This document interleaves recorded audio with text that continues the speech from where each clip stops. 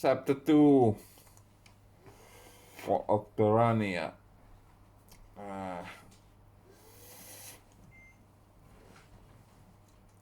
Daniel really was still alive and found himself in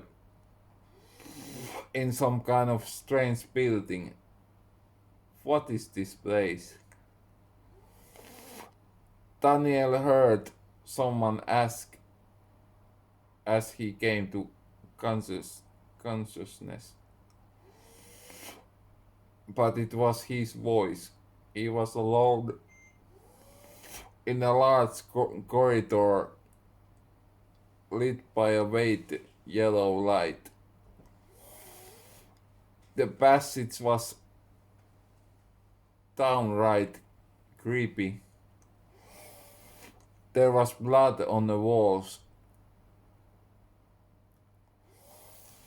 The silence was perfect until it was broken by a whisper.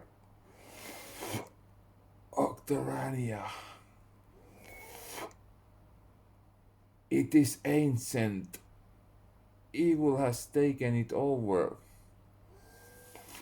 The voice sounded familiar, but no one was to be seen anywhere. This time it was a woman's voice, not his own. Al-Curiel, yes, the voice had to belong to that female monster who had let him live to see this place. The word Octorania answered his question. It made sense very quickly. As he turned, he saw the mysterious square he had come from. It was 2 watons in diameter, and its design was advanced but has yet to be active. It was off and there was no lever anywhere that could have been useful.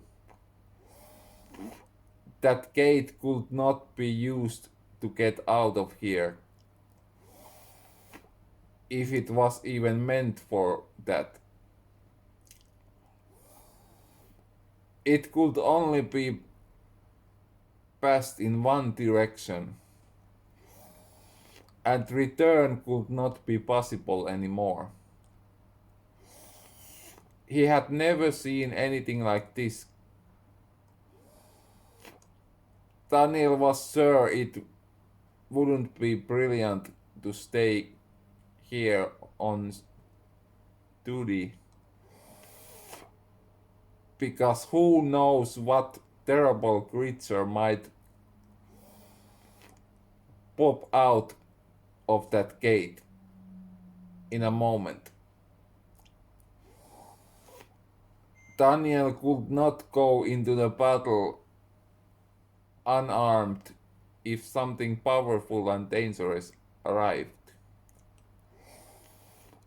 There was no single door along the corridor and only one direction to go straight ahead. Daniel walked briskly but quietly down the hall several hundred meters long. He had learned so much that he couldn't know what might happen, and he decided to proceed calmly and silently so that no one would hear his arrival. Who knows how sharp ears would be on the one who listens.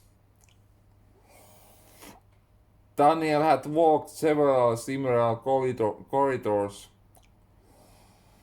without a single door or the possibility of looking for alternative road.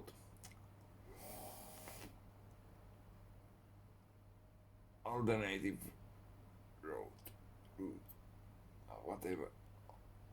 He had turned right after the first corridor, then had gone forward, right, forward, and left. The lights burned yellow every 3 watts.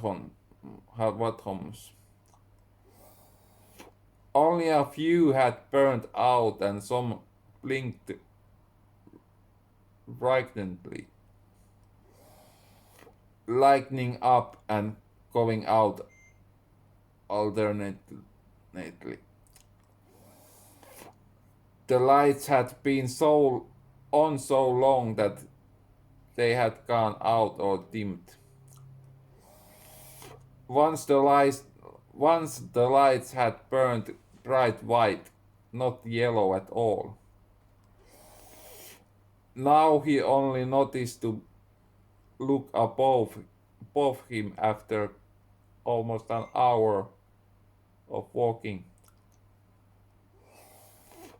The ceiling was not the same as the walls of the corridors, but it was open.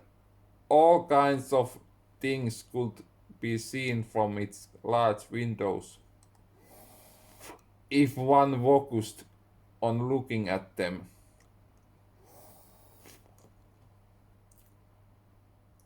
He thought that yellow lights he had seen from above might be the lamps of these corridors. He had seen thousands of yellow light spots, partly telling of the city's incomprehensible proportions, which one would only guess at. Daniel didn't know how much longer he could walk.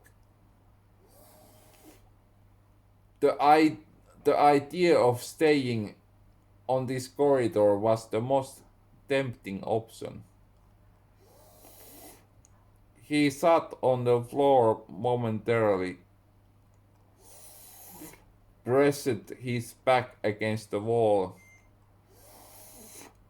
and admired the underwater scenery above him. Absolutely stunning scenery, if anything possible. Don't stay there too long, Daniel. You have to keep going, the voice whispered. Why should I? He asked.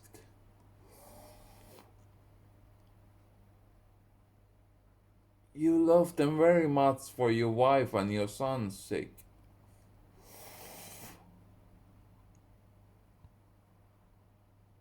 And continue for my sake. They are dead. I'm alone now. I only imagine you. Whatever you are. I think I'm losing my mind in this place for good. I'm Alcuriel. I am as real as you are. We have already met. Look above you. I'm here. The voice replied. Daniel looked up and saw the mermaid queen, who could not reach him through the glass. They could communicate without words, as had already been revealed.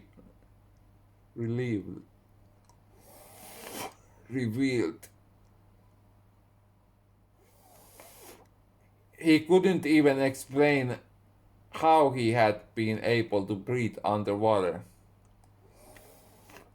Who knows what else he could do? What an ordinary person couldn't even imagine possible. With the help of a vivid imagination. He didn't even know if he was still in the same world, ruled by humans, He wasn't, but in Octorania.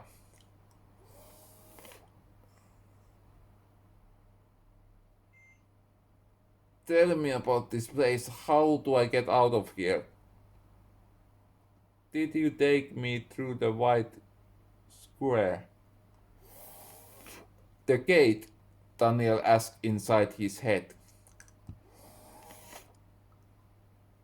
I can't tell you. You must see for yourself. Octorania is old. Someone else pushed you through the sea gate, not me. Many others have walked on that corridor where you now stand. I can't give you answers to your questions. Am I safe here? Unfortunately, I can't guarantee your safety. Captain Daniel, keep going. You are my only hope. So many others have failed. I'm so glad you came. Couldn't you come here with me if you are so glad?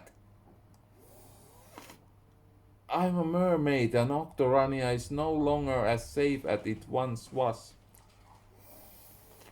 There you will find an unprecedented evil that even I fear. Let this be a warning. Be prepared for anything. Now I must leave, lest them catch me. I already told you too much. Alcuriel said and quietly disappeared. What are they? Don't go, mermaid, I need you, Daniel said. The mermaid queen had already gone away. It would be impossible to assemble a sensible whole from the pieces of the puzzle she had told him. After resting for a while, he got up on his feet.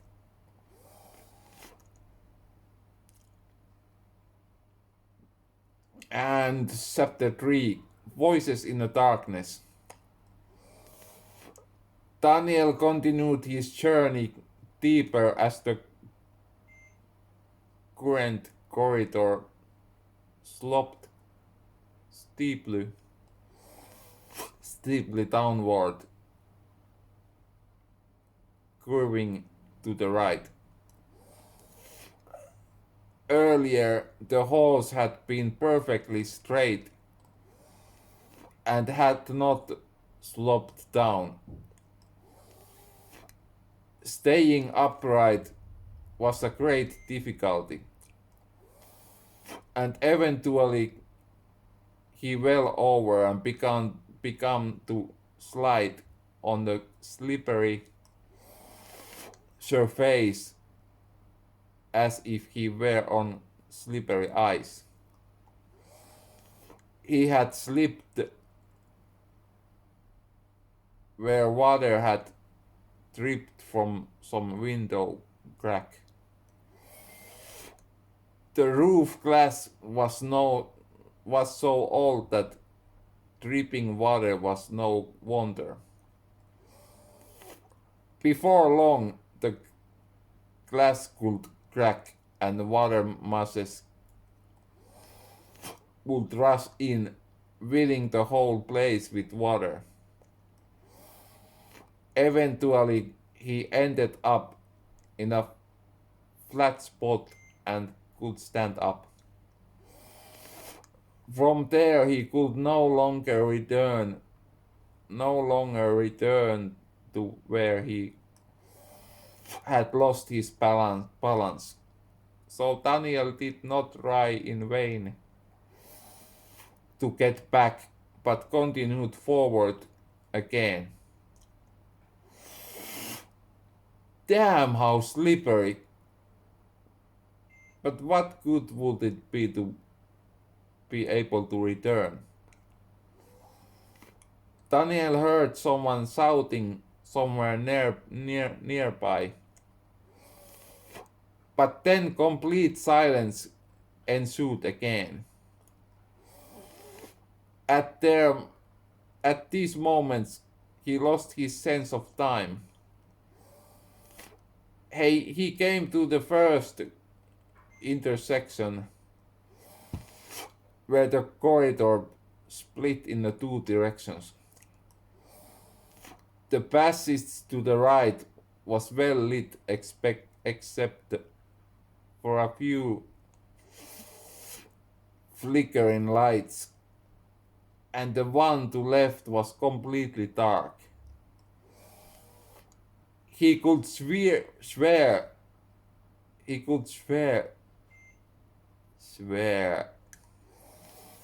that the sound had come from that corridor. Daniel tried to distinguish movement in the darkness, but could not trust his eyes. Something made him stop as if he had sensed something. A sense of undesirable. Oh my god, it's a difficult word, but undesirable evil suddenly took over his mind.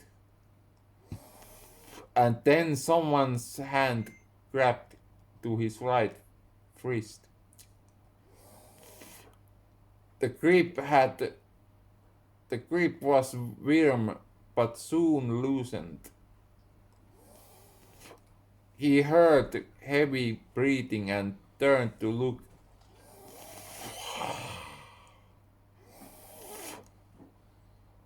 At the one who had surprised him. Daniel saw blood on his hands, which came from the newcomer. Daniel tried to recognize the man who was not a monster. It was Franklin, one of his crew, whom he thought was drowned. Captain Daniel, it's good to see you alive. I don't know what to do, Franklin managed to say. Franklin, what happened? Are you bleeding? I thought everyone else had drowned.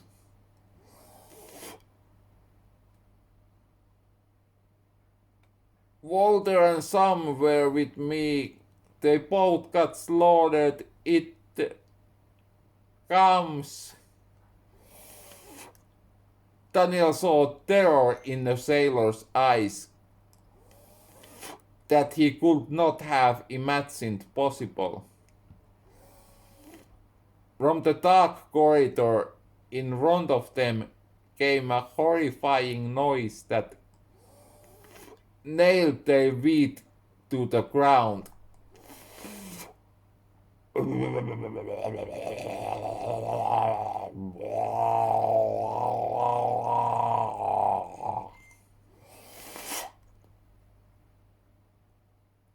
Whatever it is, we can fight it and win, Daniel said, trying to calm Franklin down.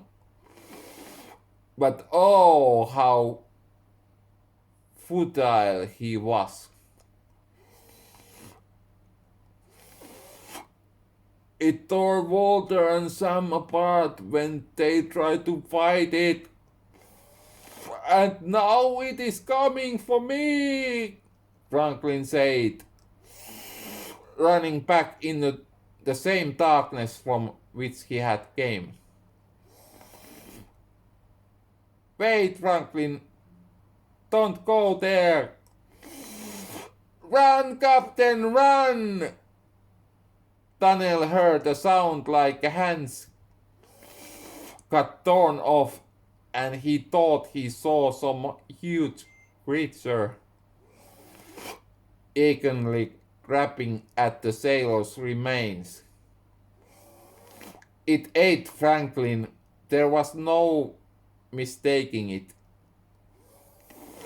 If he had just thought about fighting such a creature that could pull off an entire arm with one pull, it was his time to run away. He momentarily fled from the monster. Oh my God, how fast he ran. It roared and started to chasing him.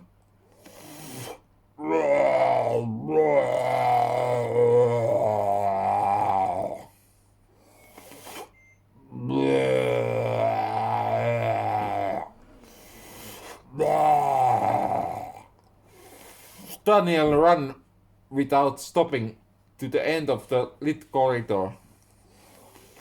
The corridors did not offer him hiding places.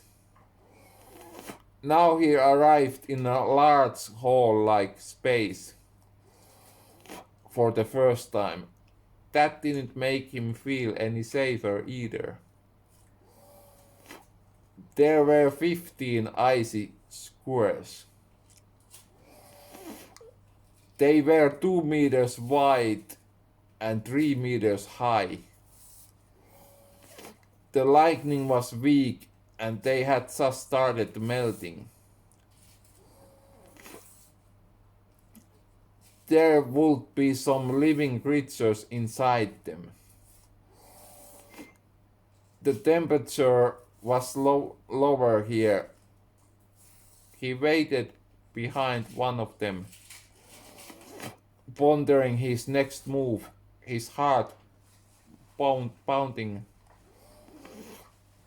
heavily. He was quiet and listened. The monster's noise had stopped abruptly.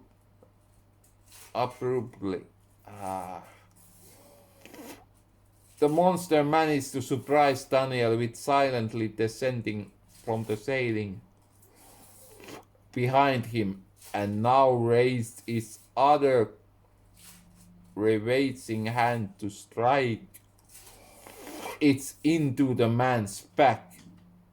At the last moment, Daniel dodged and the creature's gloves hit the ice. It had a moment to disengage its hand, during which Daniel could distance himself enough to look for something suitable as a weapon. But there was absolutely nothing. He knew he couldn't run anymore, even though he was a fit middle-aged man. The monster came towards him.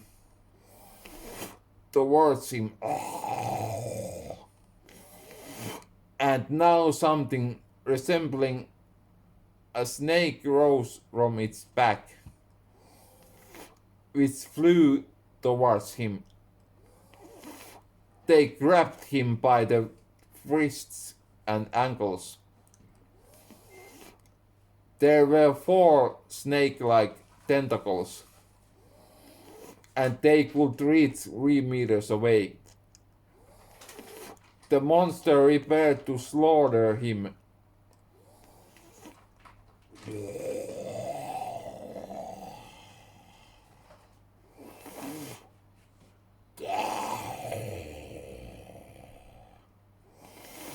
Now Daniel saw its disgusting essence, but did not fear.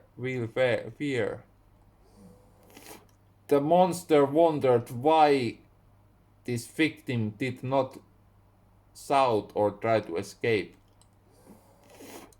Kill me, abomination! I don't care anymore! Green eyes gleamed in the dim light, and Daniel looked dead in the eye. Now the time of wonder would be over.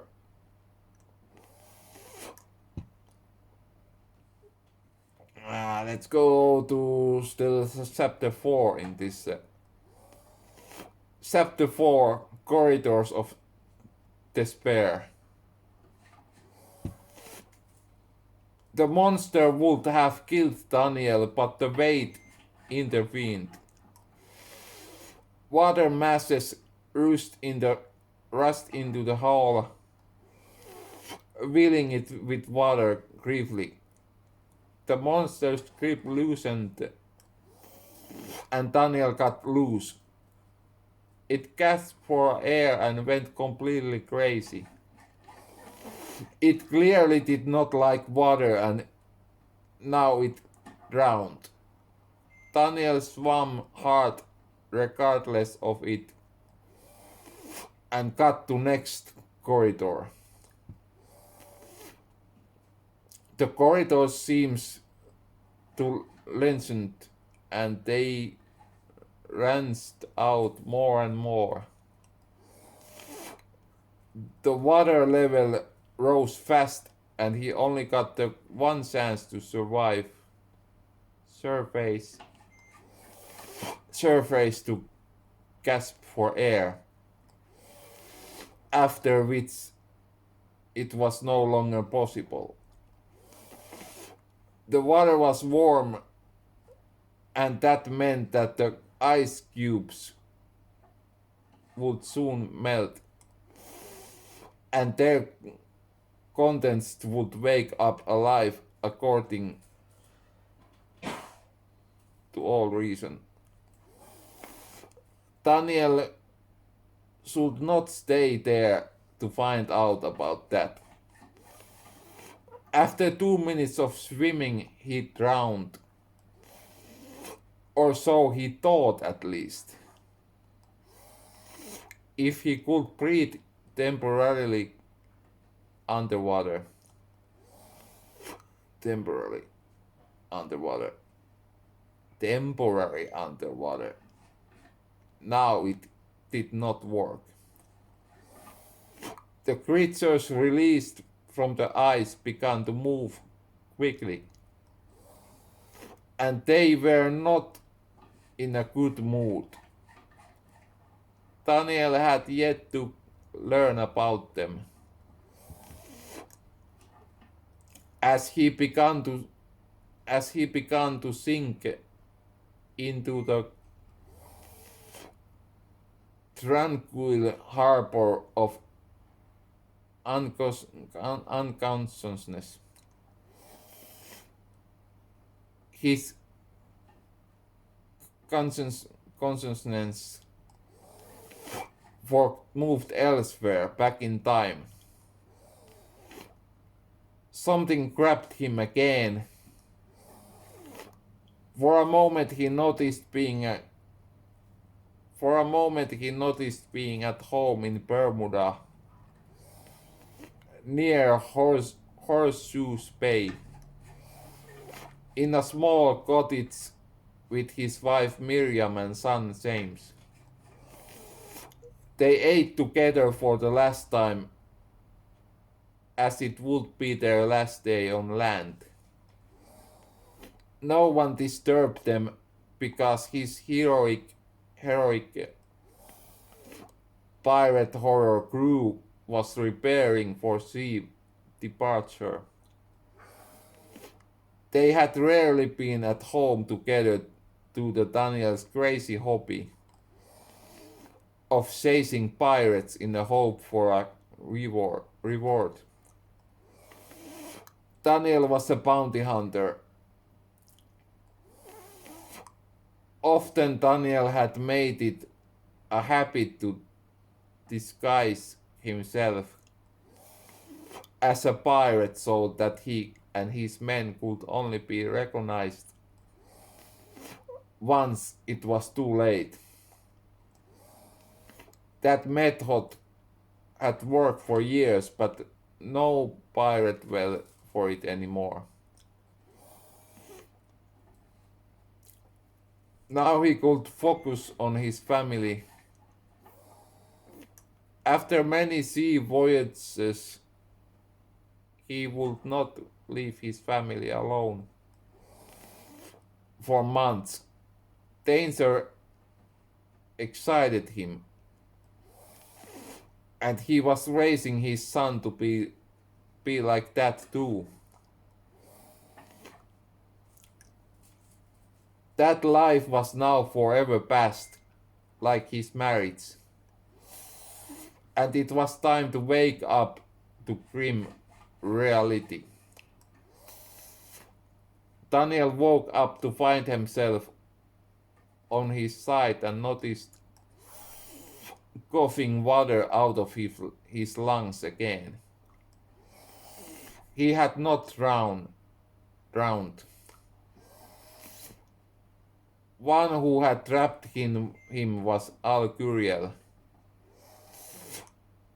who now sat next to him. That female creature was clearly attached to him and wanted him to survive. The monsters released from the ice were coming. They were not close yet because Alcuriel could swim furiously fast, thanks to her tail.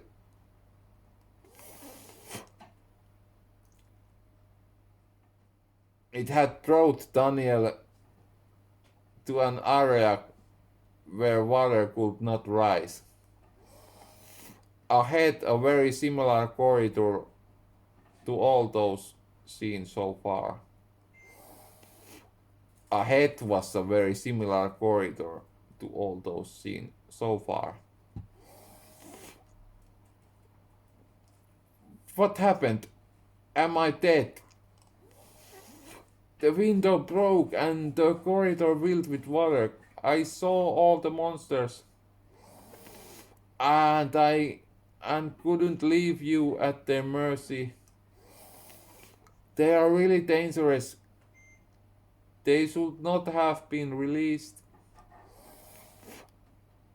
The structures are so weak in some places that there may be more of these water surprises. You have become talkable. I thought you wouldn't tell me anything, and I didn't believe you would take such a risk to save my life. You obviously can't walk. I can carry you. No, I will slow you down. Please leave me here. Monsters will be here soon. If you thought I'd leave you here to die, it won't happen. You saved my life more than once. I owe you this to you, Alcuriel. Daniel took the Queen of the Mermaids in his arms and started walking. The worst monsters surfaced behind them. Daniel didn't even turn to look back to move that fast as he could.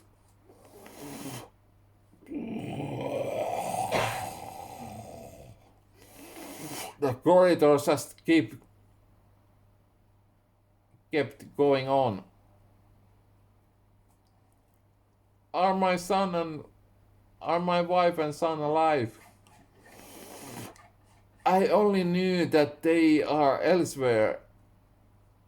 They certainly haven't been as lucky as you.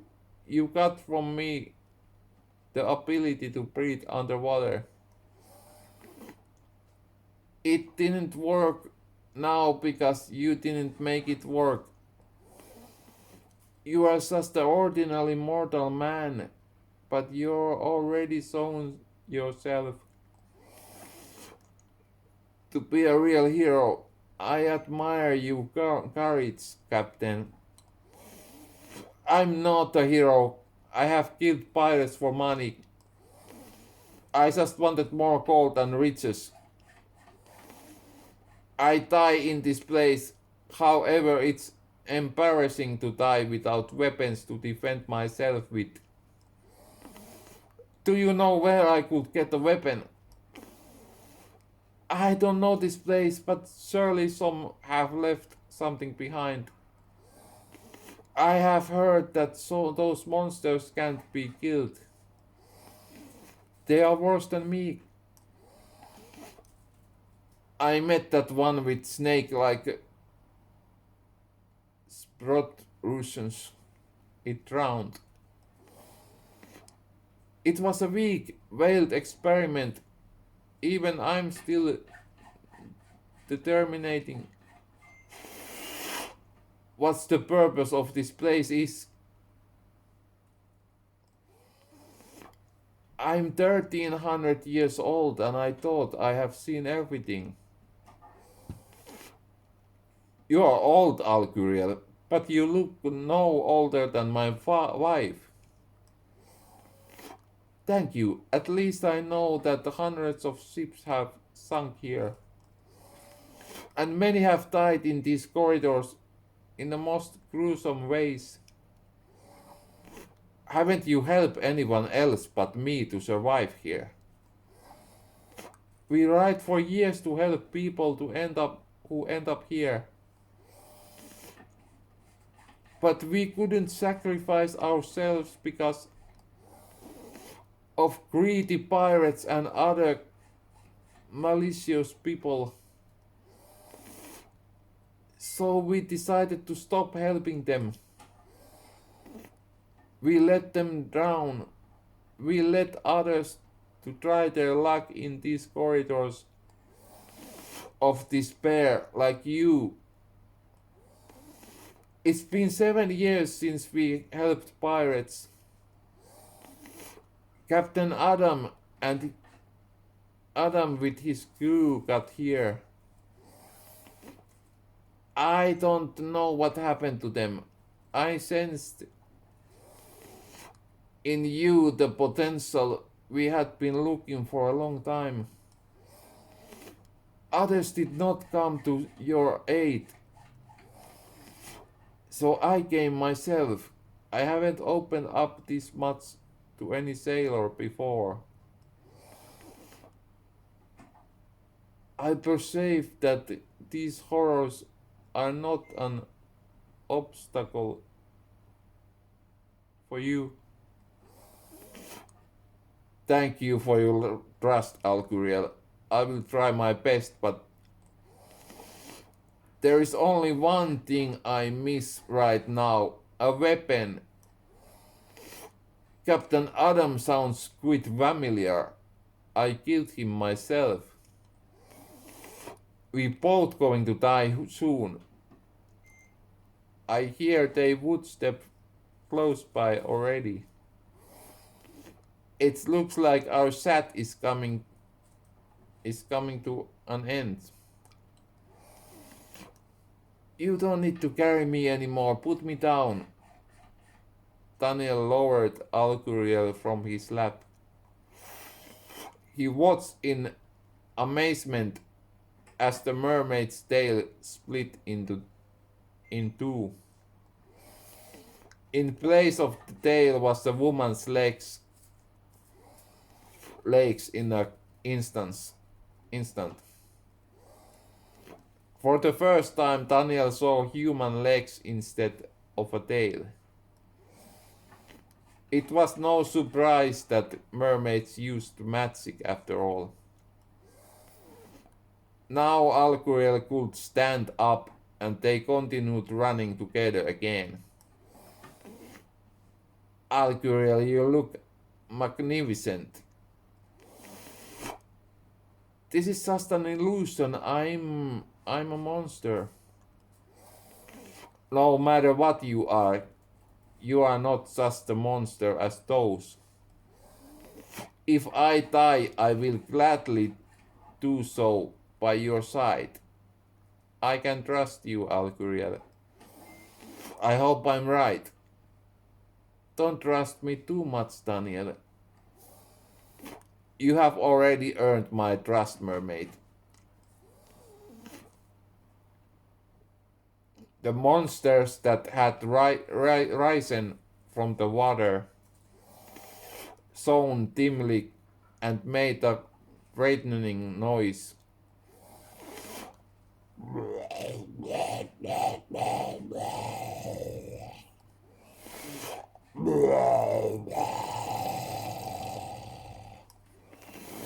Daniel's gaze was nailed to them and he could not move.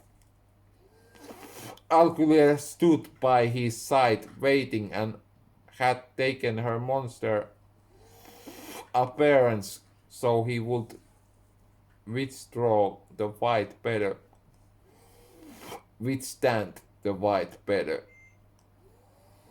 There were a dozen if there had been only 2 monsters just now. They smelled human flesh and would greatly enjoy tearing Daniel apart. If they even intended to eat, there would be a little left for so many. They appeared slowly, but they might be much faster than it seemed. This battle could not be won even with the help of a mermaid. Run for your life, Daniel! Alcuriel's voice shouted in his head. Then Daniel saw their huge paws full of gloves as long as daggers. The thought of fighting disappeared quickly from his mind. They had at least 4 limbs and shiny black skin that seems like crocodile skin, while their long and thin existence reminded him of a human body. They probably didn't have eyes. They didn't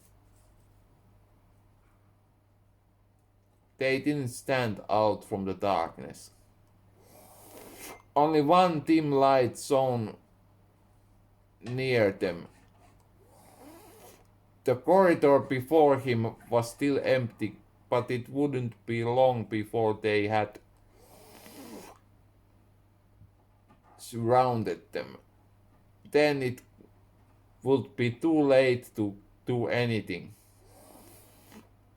2 couldn't stand up so many monsters.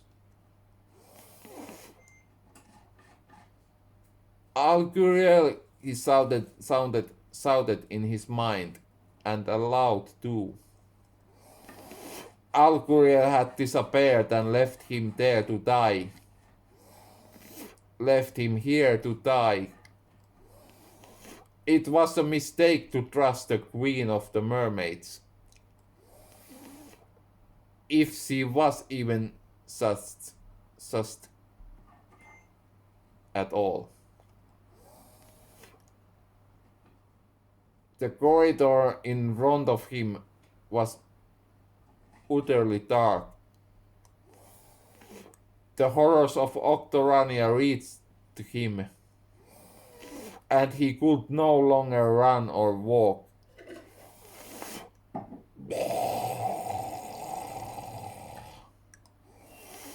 One of the monsters grabbed his hand, and another grabbed his legs.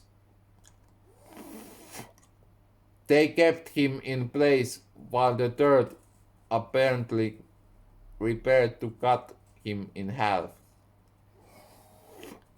The others did not intervene with the situation but stayed put.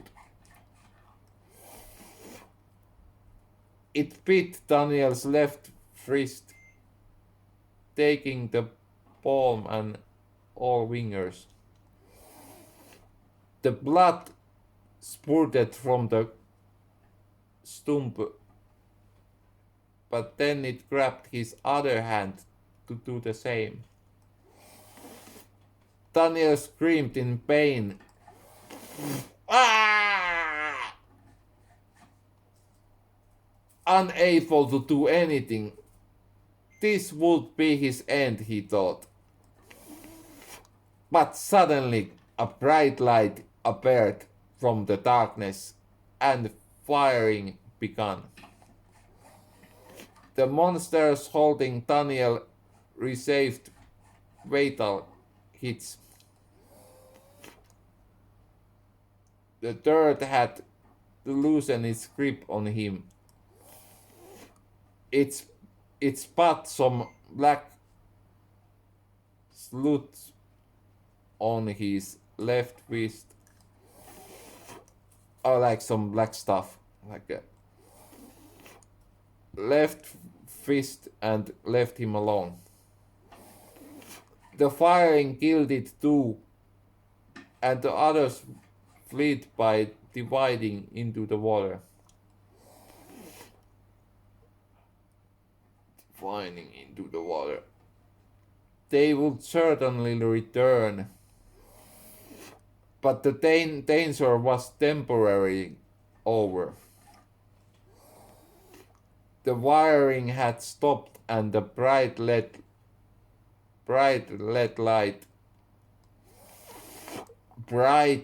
red light was now focused on him. Daniel tried to see who or what had saved his life this time. It was not a living creature, but a flying, small and heavily armed robot. It clearly didn't want him to die here. He tried to get up, but terrible wave of pain struck like a lightning. The black stuff had started to boil and was now melting his left arm. Soon there would be nothing left of it. Come on, follow me, the little robot said. On one hand, Daniel would not cope in such a place. The hand would have to be amputated for the melting to stop. Or he would melt completely or turn into a monster. Daniel started moving while leaning on the wall at the same time. He did not know if he would lose consciousness or melt into nothingness. The little robot could not help him any more than acting as a guide. I can stand this pain, Daniel shouted as he went. It's not a long way, you will make it, robot said.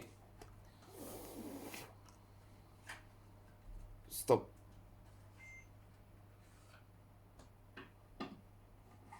Next time, chapter 5, Koalarium.